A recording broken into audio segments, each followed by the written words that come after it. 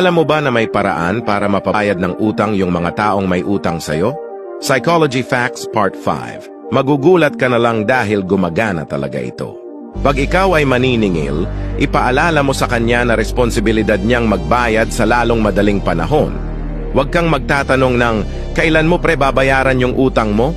Kundi, tanungin mo siya ng, pre, kaya mo na bang bayaran bukas yung utang mo? Pag sumagot ng oo, edi panalo ka.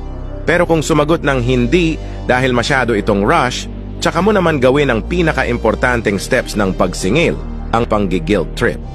Tanungin mo siya ng katulad nito. So paano natin masisettle to pre?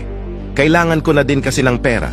Ang magiging response dyan ng umutang sa'yo ay puro pasensya o sorry dahil natural na response yan ng mga irresponsableng tao. O kaya magbibigay yan ng date kung kailan niya mababayaran. Pag siya ang nagbigay ng date, sagutin mo ng, sige pre, asahan ko yan, may tiwala naman ako sa'yo eh. At pag sumagot naman siya ng, pag nagkapera na lang ako pre, huwag mong tanggapin ang ganong sagot. Ikaw na mag-set ng date at sabihin mong kailangan mo na talaga ng pera. Tandaan mo lang na lagi ka lang dapat mahinahon habang kausap mo ang tao. At huwag kang mahihiyang maningil dahil di mo pinulot ang pinautang mong pera.